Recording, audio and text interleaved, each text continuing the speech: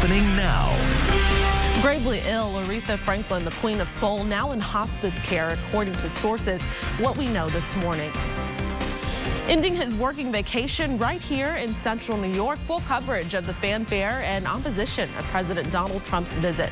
But first, Storm Team alert, a slow-moving system that's already caused flooding along the East Coast now moves into central New York. Kate's tracking where the flood threats are happening this morning. From WSYR TV Syracuse, the local station, you're watching the Morning News.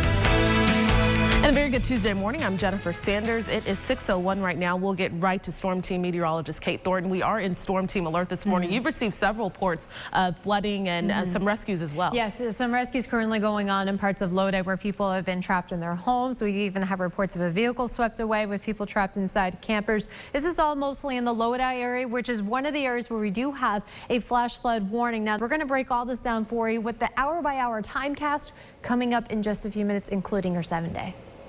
All right, Kate, thanks so much. Well, a whirlwind presidential visit from the commander-in-chief yesterday. President Donald Trump ending his 11-day working vacation with a visit across upstate New York.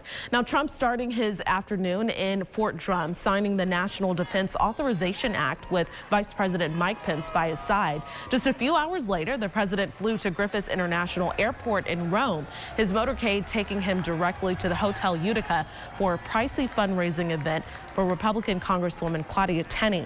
The private event started with a thunderous applause for the president, who started his speech by praising Tenney.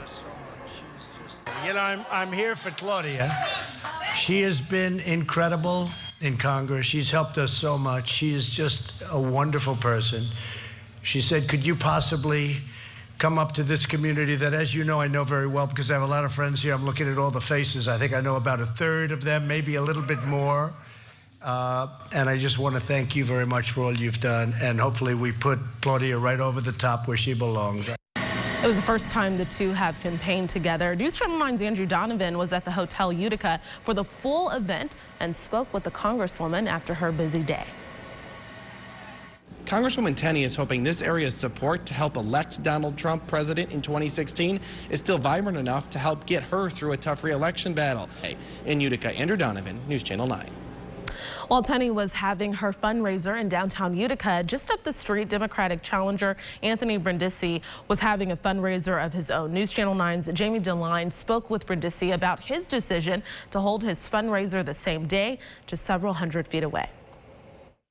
And continuing coverage on the morning news at 6:30, including more information from Trump's visit to Fort Drum, plus the way his visit has stirred up controversy among state Democrats. Well, 6:08 right now. We are following some breaking news out of London this morning after a car crash into the Parliament barriers. We know a man has been arrested. Police tweeting it happened just after 7:30 a.m. local time. In London, ambulance says 2 people have been taken to the hospital with injuries, but they are not believed to be serious. Officers say that they are treating this as a terror incident. We're continuing to follow developing news this morning surrounding the declining health of the Queen of Soul, Aretha Franklin. A source close to the 76-year-old says Franklin is in hospice care at her home. The soul singer has kept her struggles private, dogged by reports of failing health for years and appearing frail in recent photos. Back in February of 2017, Franklin announced that she would stop touring. Now, her career spans 6 decades, signing with her first major record label back in 1960. She has hits like Respect and others. Franklin established herself as a chart topper, bringing in numerous awards, trailblazing recognition, and historic performances. Thoughts and prayers, of course, with her family. Well, 6:09 right now.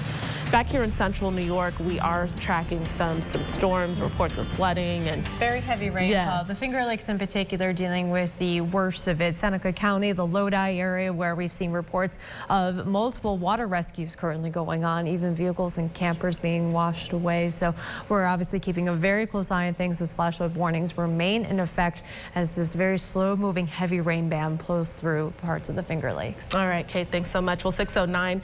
This weekend, NASA launched a probe that will travel to the sun. So the sun is not the hottest spot in the universe. one constellation actually is. Our question of the day, which constellation is the hottest in the universe? And we have some multiple choices for you there. Of course, you can weigh in on our Facebook and Twitter page. We'll answer that question at 6:40. Time now is 6:10 right now. On the morning news, still ahead, we'll have more on the algal blooms resurfacing on Skaneateles Lake, shutting down a camp abruptly. Then at 6:21, a dream come true with a President Trump superfan had to say about his big day yesterday. That and more after Kate's forecast first. You're watching the morning news.